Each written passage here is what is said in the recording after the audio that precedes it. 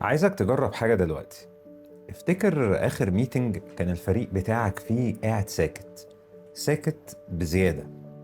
لو أول كلمة جت في دماغك إن الحمد لله الدنيا هادية، فمعنى كده إنك داخل على مشكلة كبيرة جدا وإنت مش شايف. الصمت ده ما بيعتبرش هدوء. الصمت ده مؤشر قيادي بدري، بيسموه leading indicator. ده بيبقى زي لمبة تحذير كده اتشالت من التابلو. العربية فيها هتمشي عادي لحد ما هتقف فجأة. انا كنت في ريفيو ميتنج. كل حاجه في الميتنج ده على الورق كانت جميله جدا. التايم لاين كان ماشي كويس جدا، البادجت متماسكه، والداشبورد واخده خضار اكتر من سلطه بعملها في وقت الدايت. بس للاسف القاعه كانت ميته، ما كانش فيه ولا سؤال ولا اعتراض، وما كانش فيه حد بيقول ان مثلا انا مش فاهم او ان في خطر لازم ناخد بالنا منه.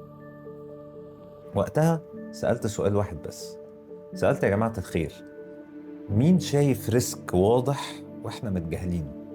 والإجابة كانت ولا كلمة ولا نفس. هنا أنا ما كنتش محتاج إكسل شيت، كنت محتاج أسمع السيستم وهو بيقول اتقفلنا. في كذبة منتشرة جدا في الإدارة، الكذبة بتقول إن الناس لما تسكت يبقى الناس راضية، إنما الواقع إن الصمت ساعات بيكون نتيجة خوف أو يأس أو حسابات تانية. واحدة من أخطر الحاجات اللي أثبتتها أبحاث السايكولوجيكال سيفتي إن الفريق لما يحس إن الكلام هيكلفه أو هيبان ساذج أو هيتحاسب بيختار السلامة. والسلامة هنا معناها أسكت وأكسب نفسي، وده بيخلق ظاهرة اسمها الأورجانيزيشنال سايلنس. الفريق كله بيبقى عارف إن في مشكلة ومحدش بيقولها. خليني أسألك سؤال صريح، إزاي نقدر نعرف إن سكوت الفريق ده احتراف أو صمت خطير؟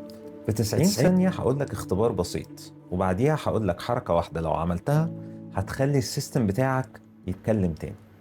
اختبار الصمت ده هتعمله عن طريق انك هتسأل 3 أسئلة وبالترتيب وما تفوتش أي واحد فيهم. السؤال الأول، ايه القرار اللي اتأخرنا فيه وعمالين نزقه بتقارير؟ السؤال التاني، ايه المعلومة اللي لو اتقالت قدام الكل هتعمل توتر؟ السؤال التالت، ولو هنخسر أسبوع من وقتنا هنخسره فين بالظبط؟ عايزك دلوقتي تركز في الردود.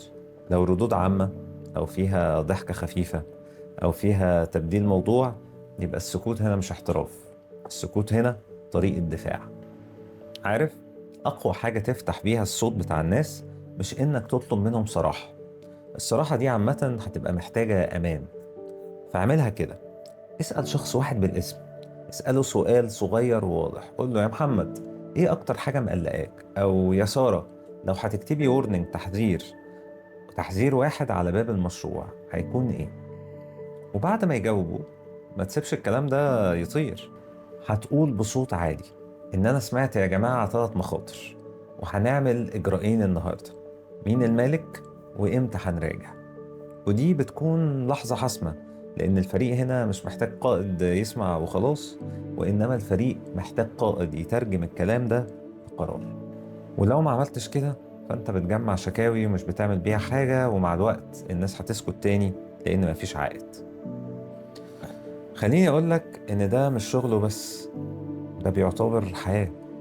نفس السيناريو ده في حياتك، لما بتسكت على حاجة مضايقاك وتقول كبر دماغك وتكمل، فانت بتقفل الفيدباك لوب في الحياة بتاعتك مرة تانية. وبعد كده بتيجي تستغرب، ليه يا ترى انا انفجرت مرة واحدة قصاد حاجة ما كانش المفروض انفجر قدام؟ يا عزيزي، اللي بيعرف يسمع الاشارات بدري في المشروع بيعرف يسمعها بدري في نفسه.